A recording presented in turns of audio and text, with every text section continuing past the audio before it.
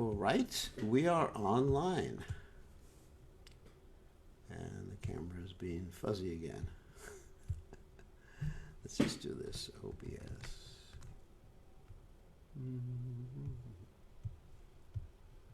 All right.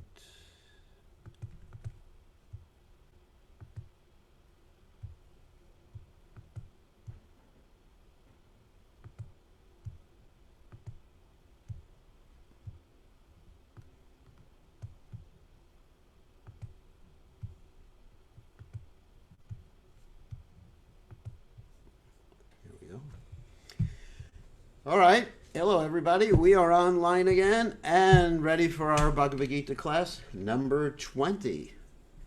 And we're on the third chapter of the Bhagavad Gita, a very exciting chapter, as are all the chapters of the Bhagavad Gita.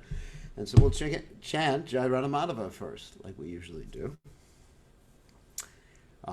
Jaya Radhamadhava Kunya Bihari Jai Hurad Umadhava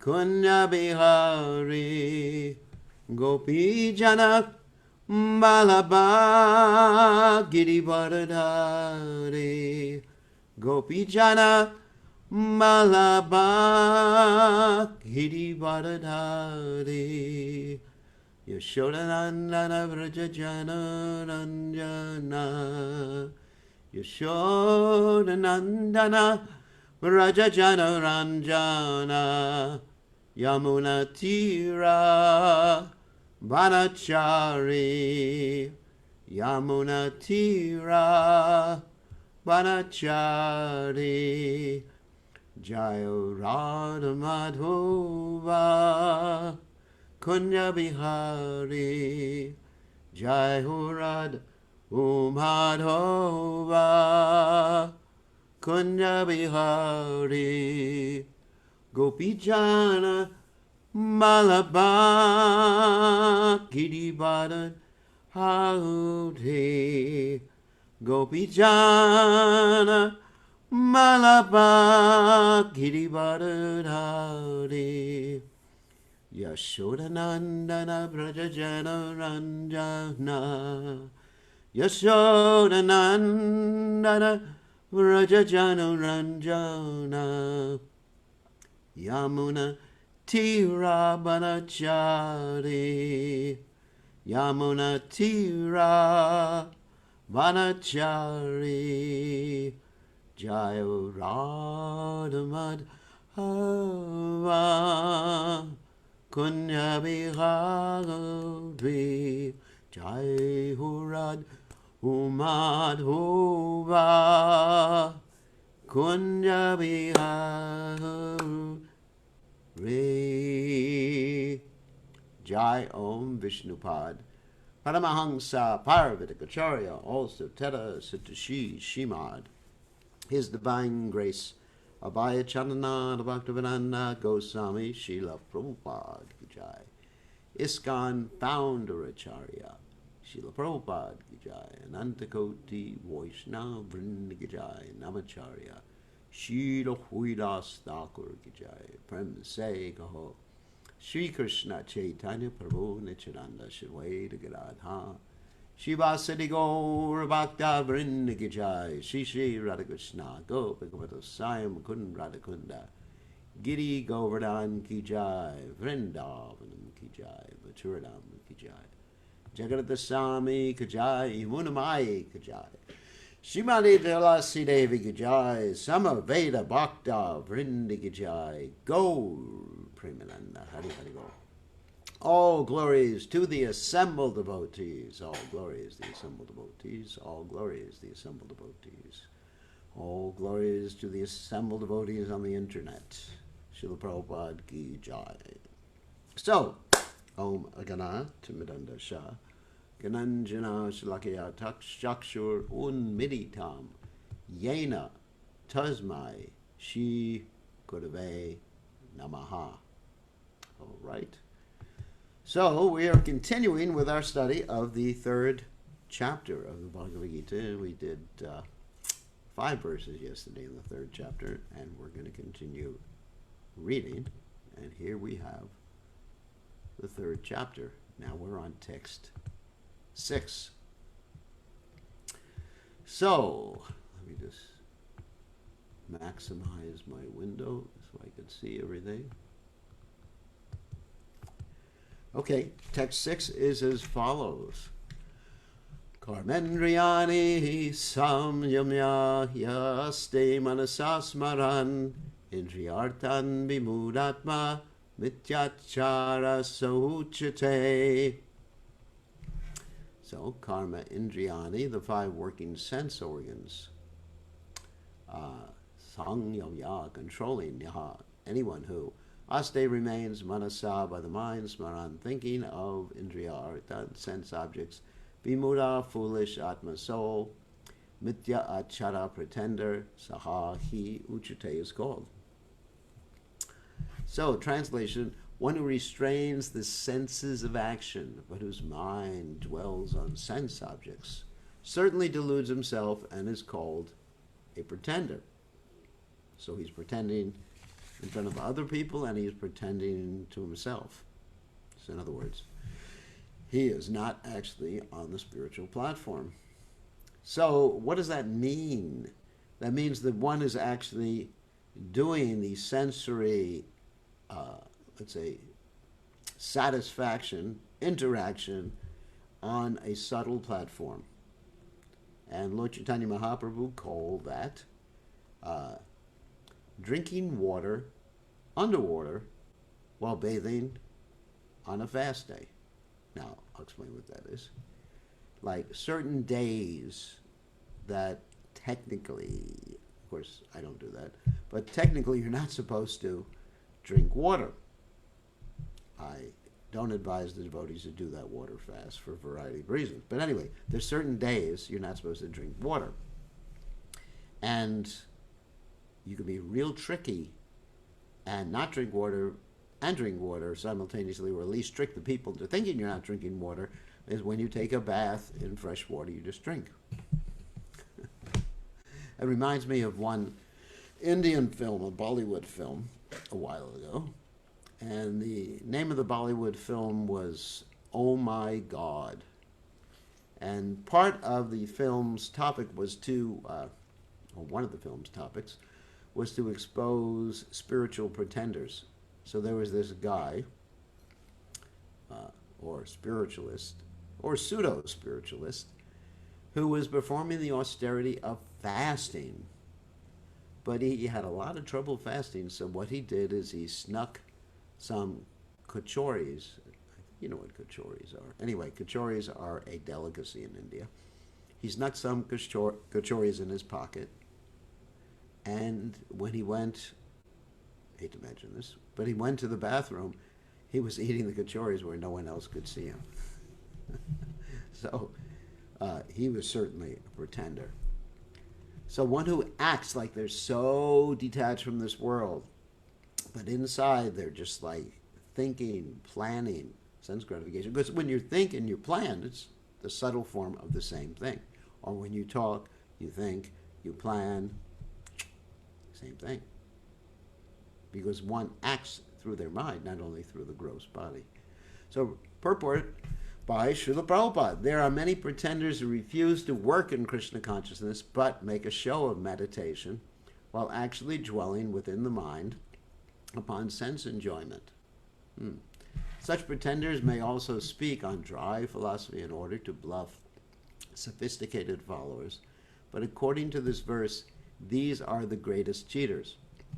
For sense enjoyment, one can act in any capacity of the social order, but if one follows the rules and regulations of his particular status, he can make gradual progress in purifying his existence.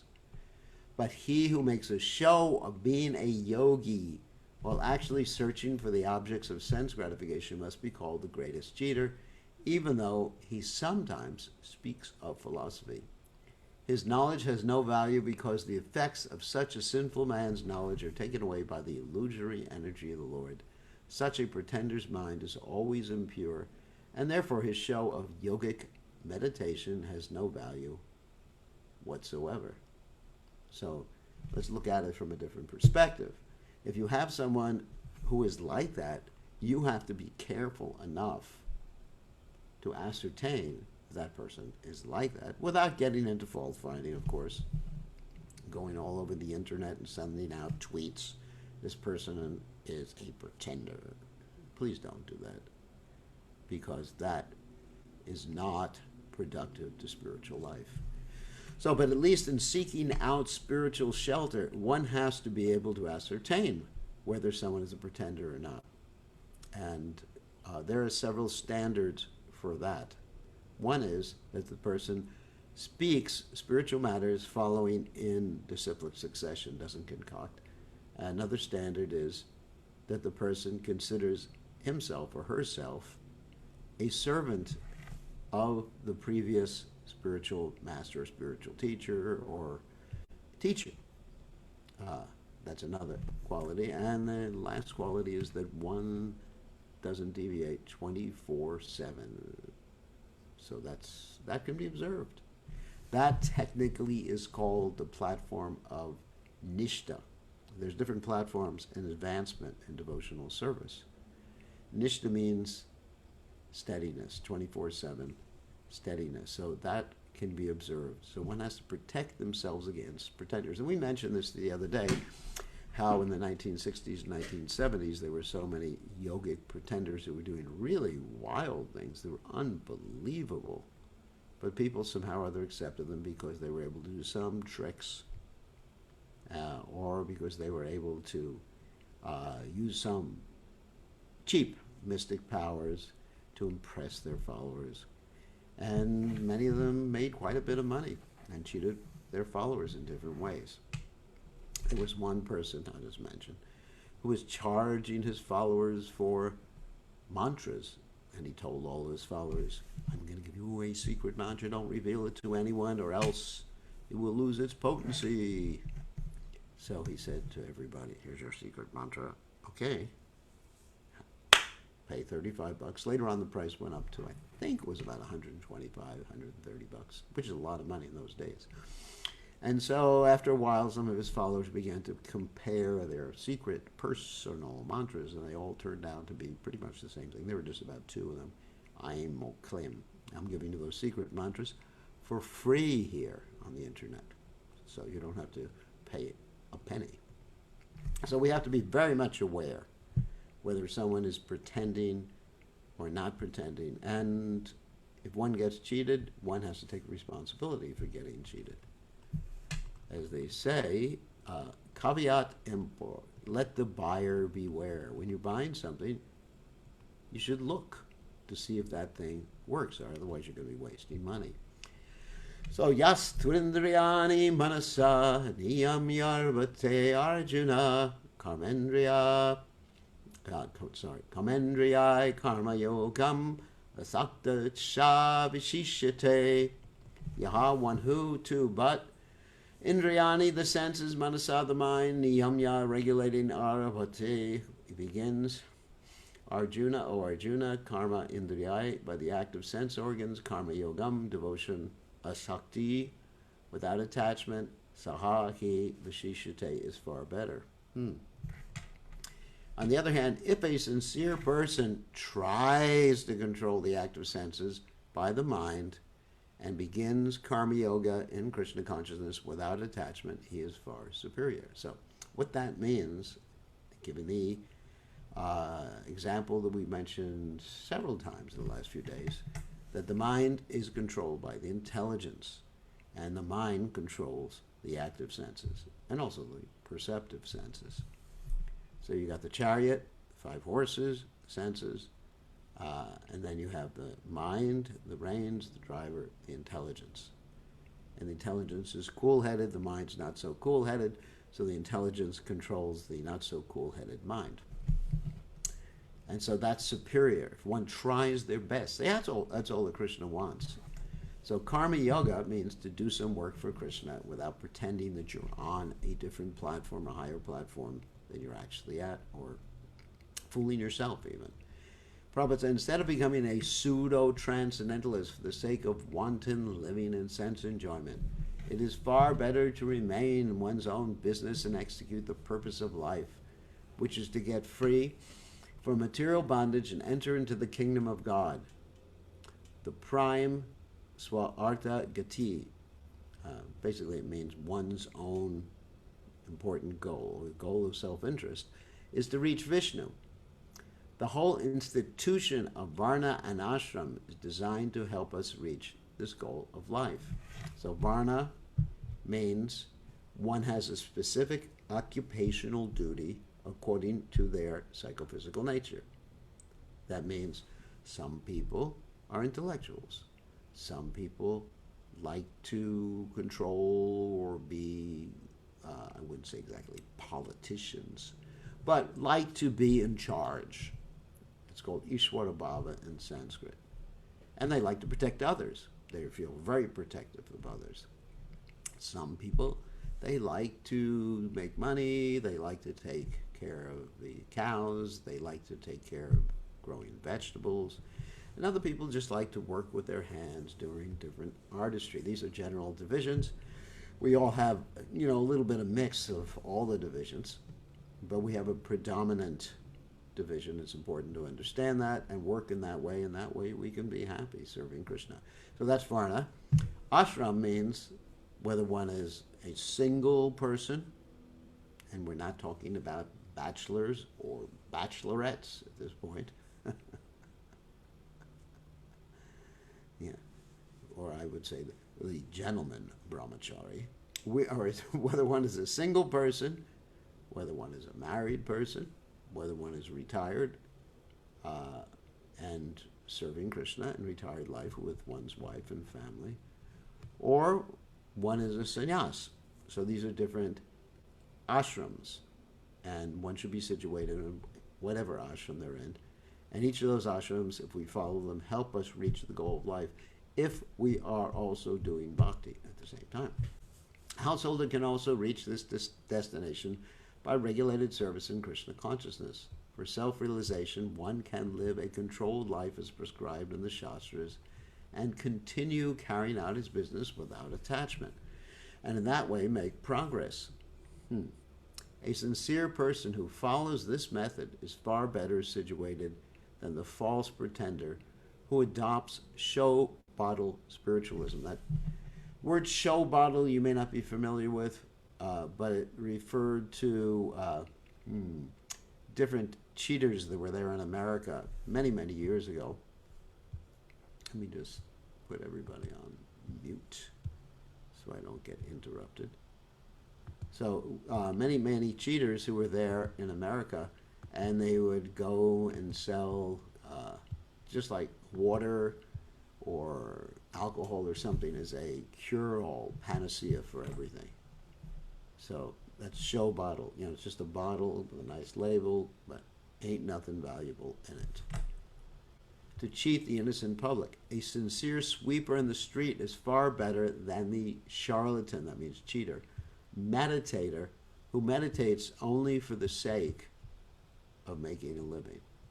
And you find that. Many people open up yoga schools, and the whole purpose of the yoga school is to make money, and also, in many of those yoga schools, they have the intention of seducing young girls. It happens again and again and again.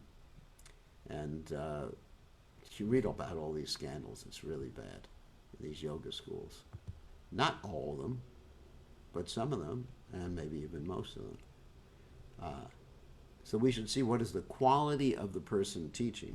Not only what are they teaching, but what is the person's quality who is teaching us. Now, in ordinary subject matters, if you go to the university, obviously if you're studying mathematics, you don't go up to the teacher and say, what are your qualities? How many times you've been divorced? Do you treat your wife nicely? Are you a vegetarian? Obviously it's not like that. But in dealing with yoga, spiritual practices, any of those aspects of spiritual practice, beginning with Hatha Yoga, Jnana Yoga, Sankhya Yoga, Ashtanga Yoga, and what to speak of Bhakti Yoga, one should always ascertain what they say, the bona fides of the teacher before accepting a teacher. Because they can lead you on down the wrong yoga path. I mean, who cares if you get led down the wrong path of mathematics? Of course, it's pretty hard to do because mathematics is probably the only exact science that there is. But with spiritual things, or things connected with spiritual things, be extremely careful. Okay, next verse. Niyatam kudu karma tvam karma jayo yakarmanaha sharira yatrapi jate naprasidyeda karmanaha. Niyatam, prescribe, kudu, do, karma, duties, tvam, you, karma, work, yaya, better, he, certainly, karmanaha, the no work, sharira, bodily, yatra, maintenance, api, even, ja, also, te, your, na, never, prasidyet is affected, karmanaha, without work. So translation, perform your prescribed duty, for doing so is better than not working. And of course, we read before, yesterday, there's no question of not working because everybody has to work because you're active. Even if you breathe, you're working. Because if you're just breathing, it's not so like fantastic work, but at least you're working. One cannot even maintain one's physical body without work. And we're not talking about a job right now, but you have to do something to maintain your body. I mean, you have to get a shower, you have to raise your spoon to your mouth, and that's a sort of work. But you have to be active, one way or the other. And if you don't, you go crazy. Even mentally, you have certain material needs, mental needs, emotional needs, and spiritual needs, like air, food, water, light, friendship, autonomy, and fun, and recreation, which is actually part of fun, and ultimately understanding, and then ultimately self-realization or Krishna consciousness. These are all needs that all of us have. And unless we're fulfilling all of our needs, we are not going to be satisfied. Prabhupada said there are many pseudo-meditators who misrepresent themselves as belonging to a high parentage, and great professional men who falsely pose that they have sacrificed everything for the sake of advancement in spiritual life. Lord Krishna did not want Arjuna to become a pretender. Rather, the Lord desired that Arjuna perform his prescribed duties as set forth for Kshatriyas. Arjuna was a householder and a military general, and therefore it was better for him to remain as such and perform his religious duties as prescribed by the householder Kshatriya, for the householder Kshatriya. Of course, anyway, so Kshatriya's duty is to protect others, Kshatriya's duty is to maintain his family, and so that was Arjuna's duty. Such activities gradually cleanse the heart of the mundane man and free him from material contamination. So-called renunciation for the purpose of maintenance is never approved by the Lord, nor by any religious scripture. After all, one has to maintain one's body and soul together by some work. Work should not be given up capriciously without purification of materialistic propensities. Anyone who is in the material world is certainly possessed of the impure propensity for lording it over material nature, or in other words, for sense gratification. We are here because we have this propensity. We are not blameless. We have to take responsibility for that. Such polluted propensities have to be cleared. Without doing so through prescribed duties, one should never attempt to become a so-called transcendentalist, renouncing work and living at the cost of others. So the best way to clear these propensities is what? Harinam, Harinam, Harinam, Harinam eva kevalam. Kalo nishteva, nishteva, nishteva, gatiranyata, is to chant Krishna's names. And everything else is so secondary. It's far behind. You know, even in this age, the duty you're doing, you know, what you're doing with your body, how you're making your living, whether you're a brahmachari, grahastha, vanaprastha, sannyas, these are way behind as far as priorities are concerned. The chanting is the main thing.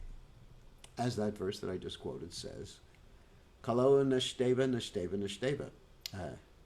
The Vedic literatures say that if you repeat something 3 times, it's an absolute fact. So what that verse states is, in this age of Kali, which is the age we're in right now, Kalo nishteva, nishteva, nishteva. You got 3 nishtevas there. That means there is no other way, there is no other way, there is no other way. So remember that. Whatever you do, whatever position you happen to be in, it's simply stani stata shrutigatam tanban manobir. Stay where you are. It doesn't matter. Just chant the chanting of the Lord's holy names. And don't worry about all these different rituals and yagyas and all these different things. You don't have to worry about this. Chant. And then, you may do a few little things here and there. That's fine.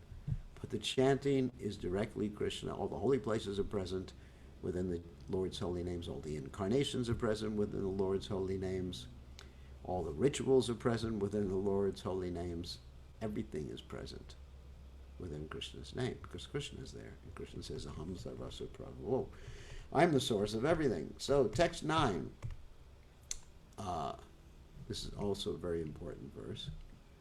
Yagyartat karmano nyatra lokoyam karma pandanaha tadartam karma kodeha mukta sangha samachara.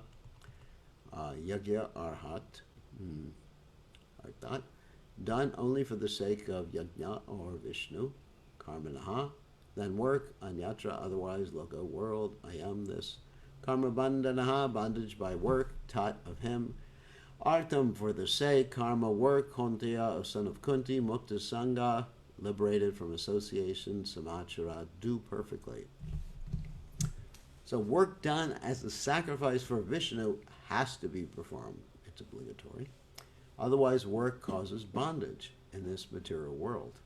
Therefore, son of Kunti, perform your prescribed duties for his satisfaction, and that way you will always remain free from bondage. Now, what we're talking about here is karma bandhana. Okay. It means the bondage of karmic reaction. And there's good karmic reactions and bad karmic reactions. So if you don't do work, spiritual work, then the work will have either a bad or a good karmic reaction. Now the problem with a good karmic reaction is the fruits that you get from that, which are positive fruits in one sense, are temporary, and they bewilder you and they cause you to be more attached to things in this world, which are ultimately taken away. And the problem with the negative, or let's say the reaction that causes pain, is obvious. It's painful. So either good or bad. These are aspects of the duality of this world. And so one has to be free from the good material, bad material, and take up the good spiritual. And the good spiritual is serving Krishna. And serving Krishna is very easy. Just do whatever you're doing for his pleasure. Don't change your life unless you happen to be a butcher. But just do it for his pleasure. Purport. Since one has to work even for the simple maintenance of the body, the prescribed duties for a particular social position and quality are so made that that purpose can be fulfilled. Yajna means Lord Vishnu or sacrificial performances. All sacrificial performances also are meant for the satisfaction of Lord Vishnu. The Vedas enjoin Yajna by Vishnu.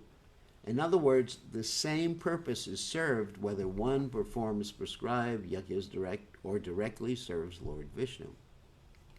Krishna consciousness is therefore performance of yajna. Yajna actually means, I have to translate that word for all of you. It means just make a sacrifice or a spiritual activity.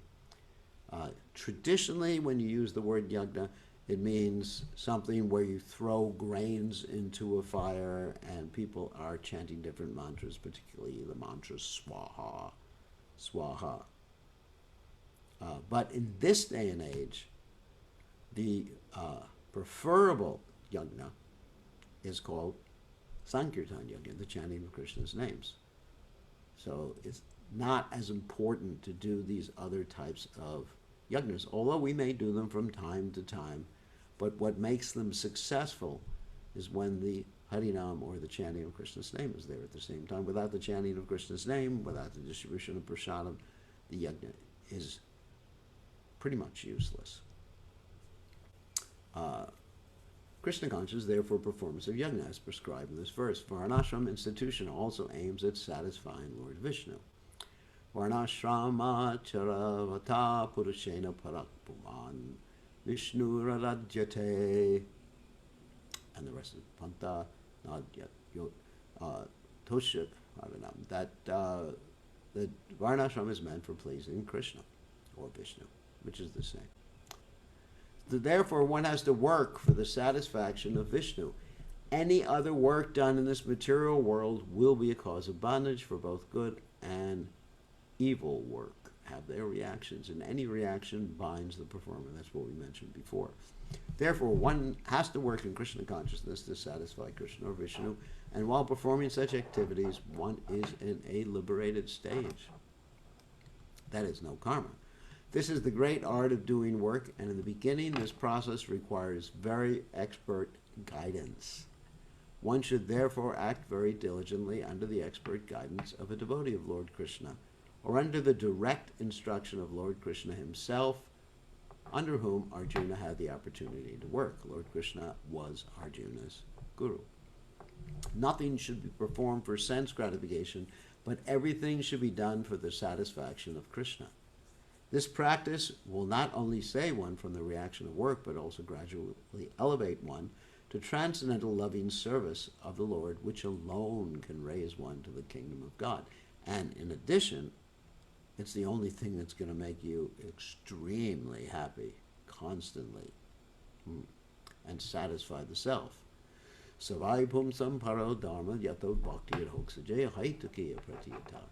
Yatma supersedati. This is the Bhagavatam's statement, that if one executes Krishna consciousness, bhakti yoga, it's the topmost dharma, paro dharma, unto the supreme personality of God, Hokshaja. And if that devotional service is rendered in complete, what we call surrender, giving one's heart, that means it never stops under any condition, and there's no material cause to it, then the heart becomes satisfied. Sometimes people serve God with a material cause. You know, God is going to give me this. Like Prabhupada would often comment how people in different religions pray to God, you know, dear God, give us this day our daily bread. And Prabhupada said, in this way, they are making God into a baker. So one needs to serve God just out of love. You don't love someone because what he or she does for you. We love someone because of what we can do for them. It's parallel construction. In other words, I mean, just like Kennedy said, ask not what your country can do for you, but what you can do for your country. So, of course, we are not Americans. We are not white. We are not black. We are not human beings even. We are parts and parcels of Krishna. So we expand that consciousness of serving something greater to Krishna. And when you serve Krishna, you serve everybody. Everybody becomes pleased because you're actually serving everybody. Because what pleases Krishna is if we have compassion. The best way to serve Krishna, the best way to please Krishna is to help others, bring others to him. Sometimes it's described that Krishna is an anxiety. Now, he's not an anxiety because we are in anxiety or like we're in anxiety. We're in anxiety because, you know, maybe no one loves us.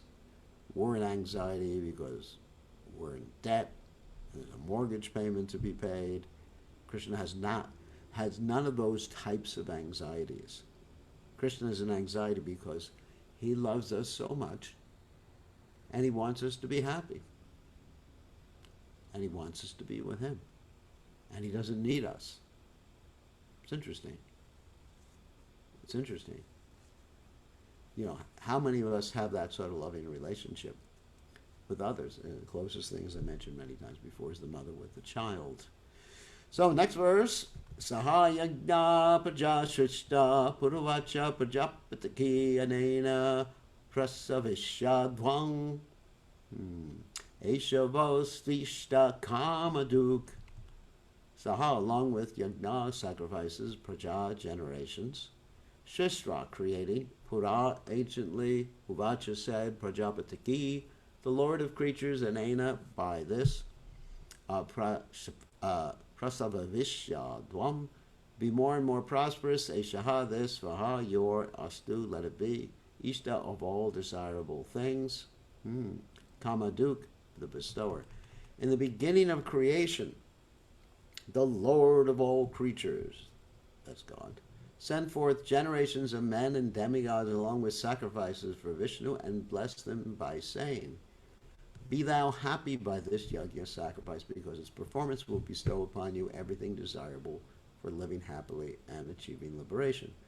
In other words, just to summarize, that the way this creation has been organized by God and by the people who helped with the secondary creation, such as Lord Brahma, is that we have all the ingredients necessary to spiritualize our lives.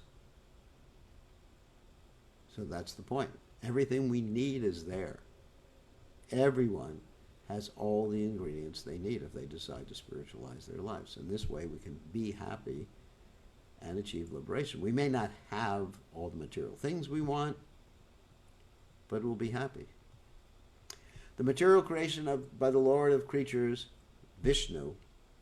Now, we'll describe who Vishnu is. Krishna has many expansions, and Vishnu is one of Krishna's expansions. He's non-different from Krishna. He's not less than Krishna, but when Krishna appears as Vishnu, he exhibits less of his transcendental opulences.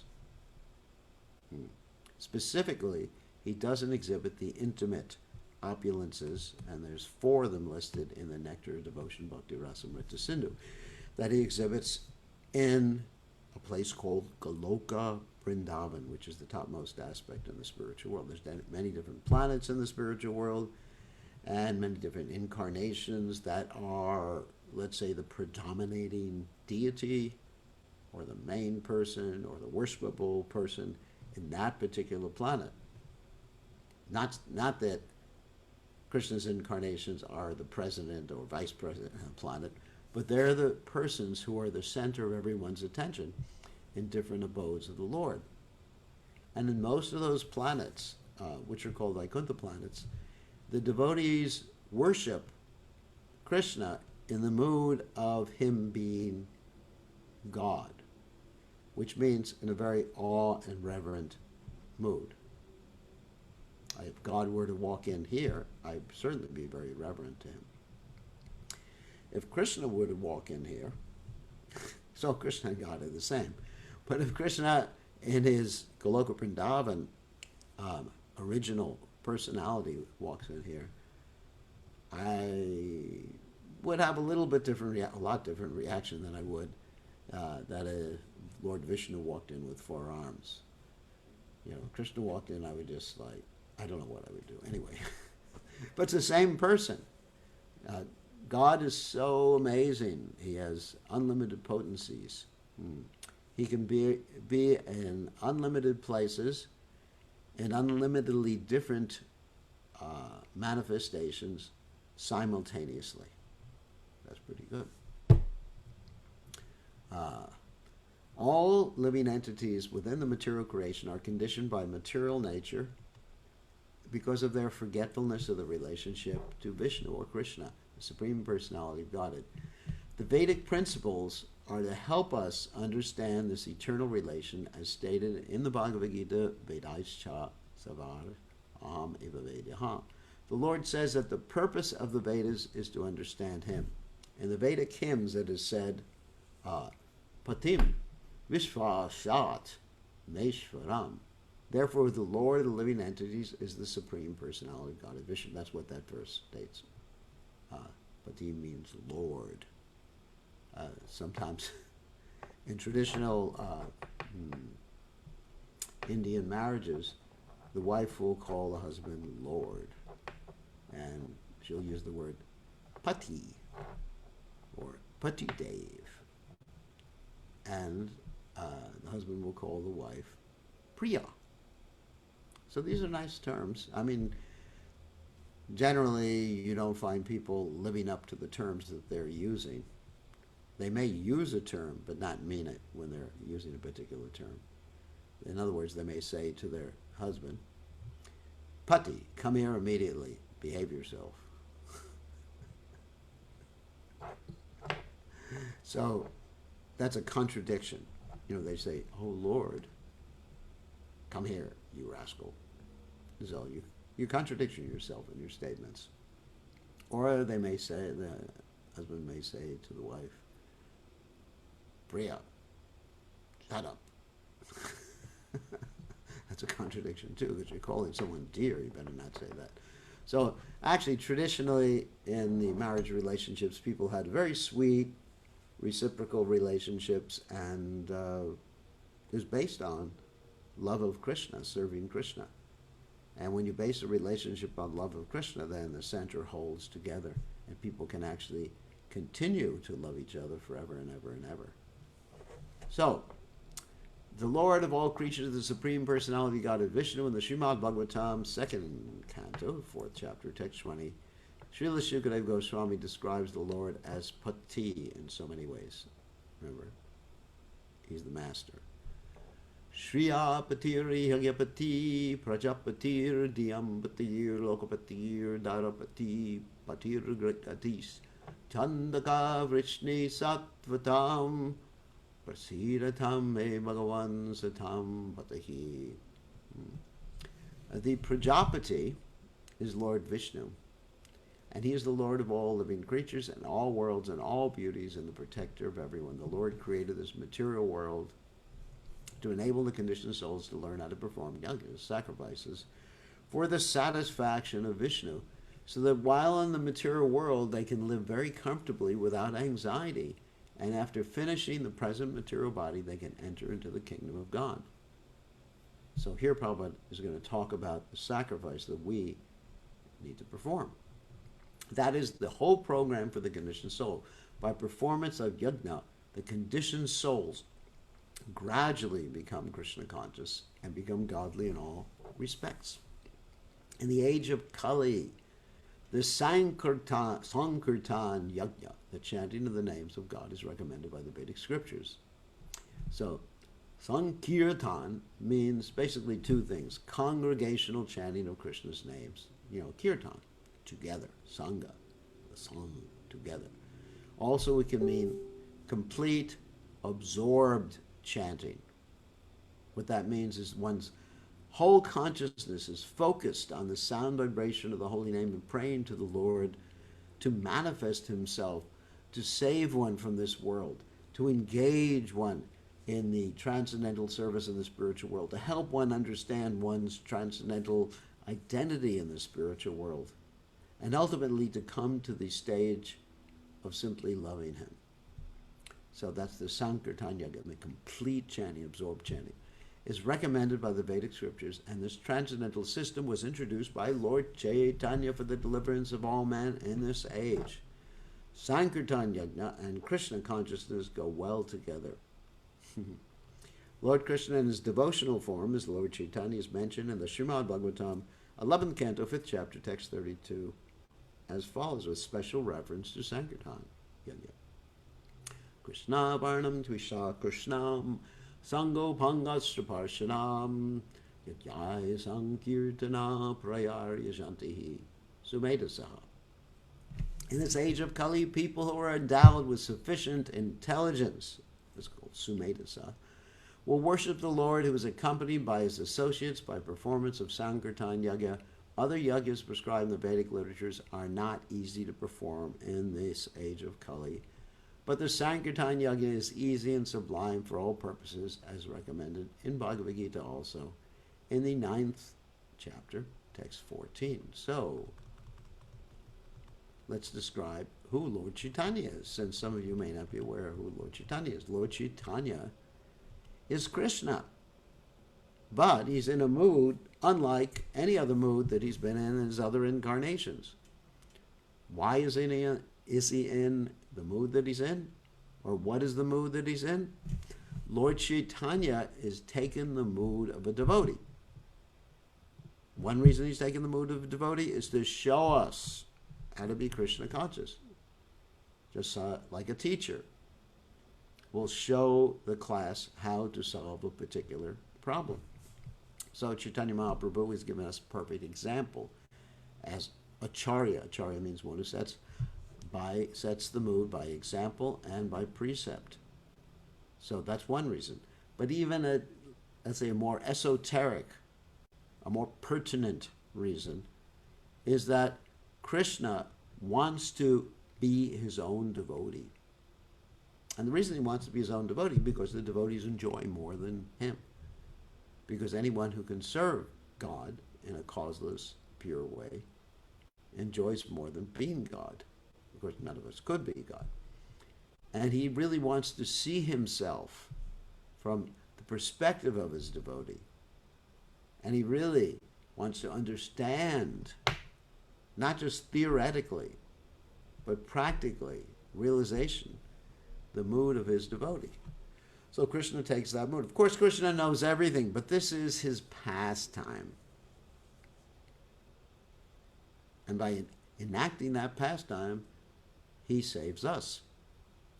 So this is Chaitanya Mahaprabhu. And of course, he is taking the mood of his best devotee. Not just a regular devotee, but his best devotee, and that's Srimati Radharani. So he's in the mood of Radharani and showing the ecstasies of separation from Krishna, intense ecstasies of separation from Krishna.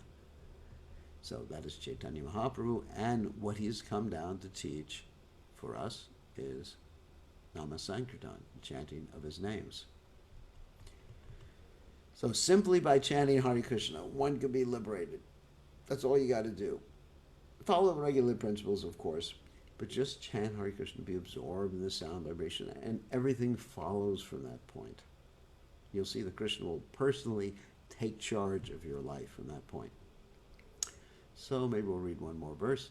Devan bhavayatanena te deva bhavayantu ya parasparam bhavayanta shreyaparam avapshata. Devan, the demigods, bhavayata, being pleased, anena, by their sacrifice, te, those, deva, mutually, bhavayantaha, pleasing one another, sheha, benediction, param, the supreme, avapshata, you will achieve. The demigods, being pleased by sacrifices, will also please you. And thus, by cooperation between men and demigods, prosperity will reign for all. And Prabhupada explains who and what the demigods are. The demigods are empowered administrators of material affairs. They're not God. They simply work under God to basically manage stuff. Because Krishna is not going to be troubled, or doesn't want to be troubled in managing things in this universe. Just like the boss of a big company doesn't get into the nitty-gritty, unless he's Elon Musk. But generally, they don't get into the nitty-gritty. They just sit back in their big plush chair, and they have experts who do different things for them. The supply of air, light, water, and other benedictions for maintaining the body and soul of every living entity is entrusted to the demigods, who are innumerable assistants in different parts of the body of the Supreme Personality of Godhead. For example, there's one demigod who's in charge of giving you your reactions to your activities. His name is Yamaraj. He's the king of regulations. So if you don't follow the regulations, then you get bad reaction. Their pleasures and displeasures are dependent on the performance of yagyas by the human beings.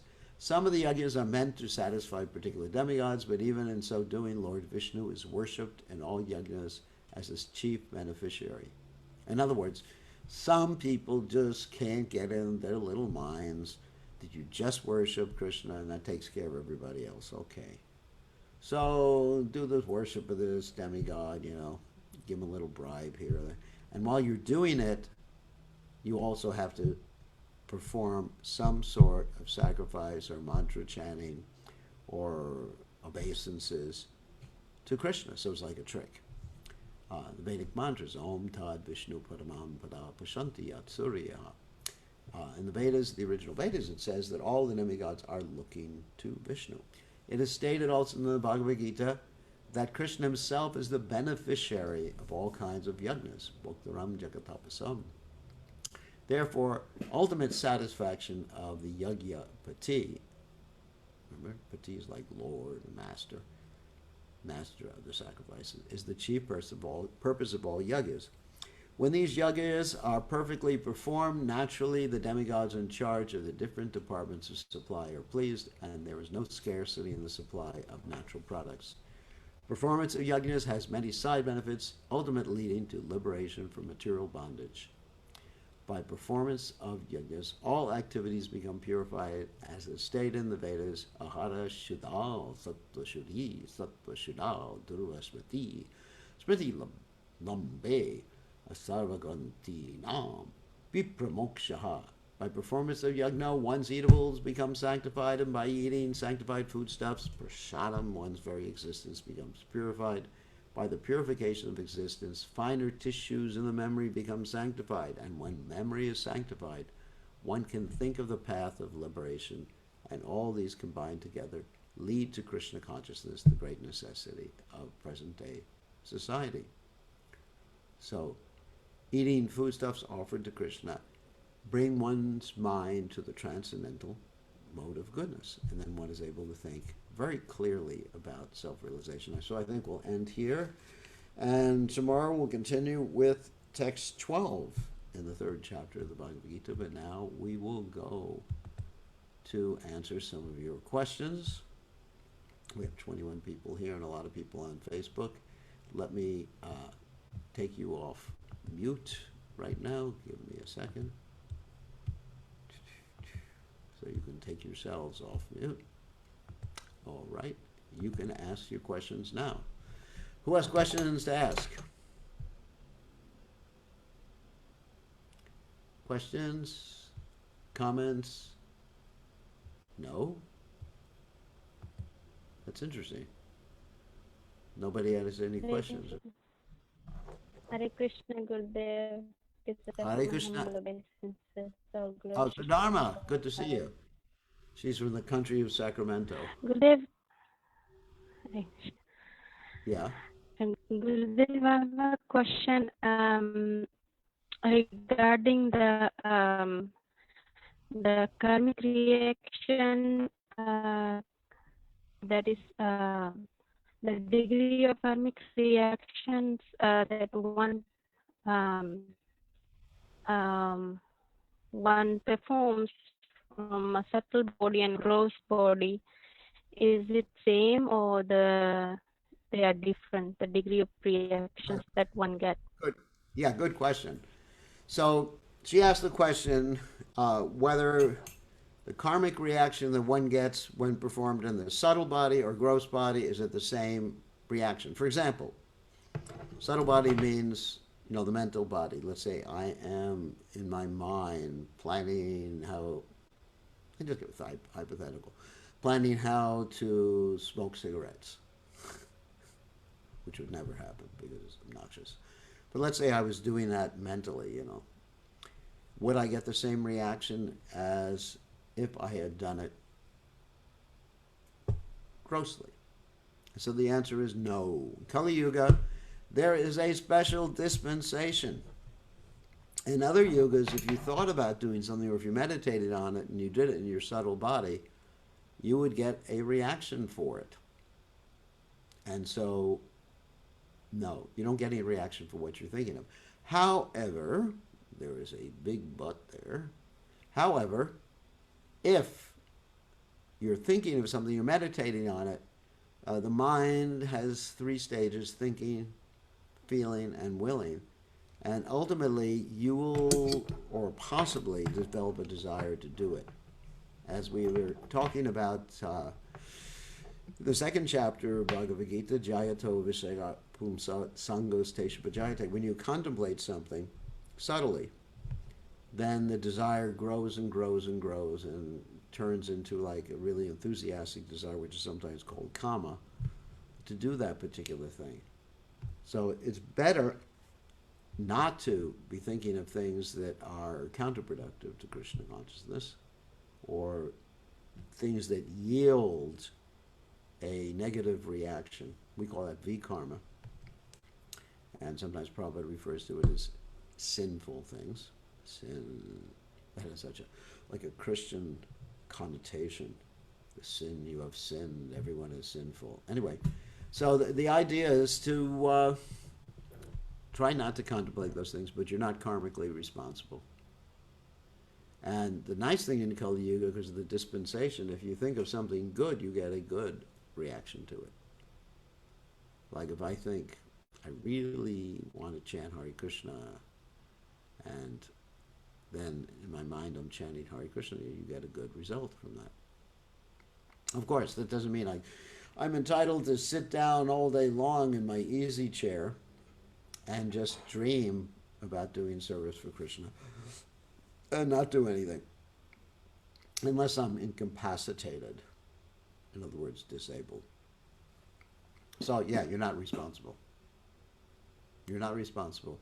But the verse we were referring to today is one who is actually in a spiritual position, and a position of leadership like guru, spiritual teacher, has that responsibility to not be a pretender, has that responsibility to not be meditating and breaking the rules, or breaking the karmic rules in his heart or in his mind.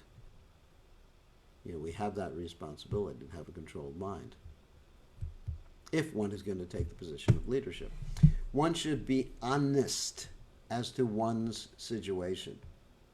I know it's very hard sometimes to be honest, to tell yourself. It's not that you have to blare it out to everybody, but it's very hard to be honest, self-honest. To be honest, really, I'm not so spiritually advanced, I have this issue to work on, that issue to work on. Because when you know what you're deficient in, then you can work on it. And that's the purpose of a teacher in the material realm. The teacher teaches you, you're really weak in spelling. You should work on it. So we should be aware, and we do need teachers, spiritual teachers, who can tell us where we are deficient and then how to correct that deficiency. Okay? Okay, any other questions? Gurudev, I have a question. Oh, okay. That's Krishna Priya. I heard her voice. Yeah, there she is. What's the question? Thank you. Well, I wanted to bring up a point that I felt was important, and perhaps you can clarify that at times people might misunderstand. So our topic has been about, not accepting someone who's a cheater, or not accepting someone who cannot really guide one in spiritual life. Right. So we know that when Srila Prabhupada first left his manifest pastimes on the planet, that there were different personalities that were appointed in the position of guru. So as we know, during that time, there was basically what was known as the zonal era, where if someone was in a particular zone, they were told to take initiation right. from a particular person. So those people, they came forward and they took initiation with the understanding that they were, wanting to serve Srila Prabhupada and taking shelter under someone that was appointed. So in a case like that, if the guru does fall down and the guru does leave, there is some, like for instance, there's some people that went through 3 gurus, but they always stayed faithful to Prabhupada. So wouldn't that show that that particular person wasn't someone that wanted to be cheated, but they had good faith, and the person who took the Yeah, that's position. true. That's true. Of course, once one has learned a hard lesson like that, one should be cautious. Well, nowadays people are more educated about taking, and it's like a different time. But I wanted to clarify that because I know sometimes that people can think, well, this person had all these gurus, they just wanted to be cheated, they were insincere. But then it seems like some of them have gone through the fire of ordeal and stayed Yeah, faithful so and strong in their spiritual they life. prove their sincerity by So going I through. just wanted you to clarify that because I know I've heard people speak about that and it can be a misunderstanding or a sign of confusion. Yeah, so one should actually know what they're looking for. You Hmm. mentioned. All right. Other questions? Pranesha, you had a question? Yes, Gurudev. Okay. My question is like how one protect himself, yeah, herself, so he cannot go like we don't. He always protect his devotion, and also Yeah. he's always not to detract from the devotional life. Yeah. So what's the question? So so my question is how what are the precautions is necessary for the devotees? Well, the main precaution is to seek good association and avoid bad association. Of course, in the course of our normal activities, we have to mix with so many people. But as far as our very close association, intimate friends and everything like that, should be people who are on the spiritual path, people who are interested in Krishna consciousness. So Lord Chaitanya was asked a similar question. He said, "What is the first quality of a Vaishnava?" And Lord Chaitanya answered, "A satsangachage Vaishnavachar." That the first quality of a Vaishnava is he avoids bad association, and the second quality is actually he takes good association. So that's really what should be done. Just be careful. Just like, I mean, for example, like if you were a doctor and you're going into the hospital to treat some patients and you knew that some of those patients had the coronavirus, you'd be very careful. It's not that you would neglect them, but at the same time, you would actually wear the proper garb, the proper protective stuff. I mean, just like the other day, I had to go to see the doctor. Something, it was a little bit tiny thing on the skin or whatever. And this lady was wearing a mask and a shield. It was like, somehow or other protecting herself from me. So, of course, nowadays that's the proper thing to do. So, spiritually, too, we have to take adequate steps to protect ourselves. All right? Yes. Yes. Okay. I think it's time to end. Thank you all. So, tomorrow night, same time, same station. And tomorrow morning, Mangalarti at 4:30 a.m. East Coast time. You get to see my deity worship at 5:05 a.m. East Coast time, and then class tomorrow at 6:30 a.m. East Coast time, and greeting the deities at 7:15 a.m. East Coast time. All right, thank you very much. All glories to Srila Prabhupada. Srila Prabhupada ki Jai. Jai. Haribol.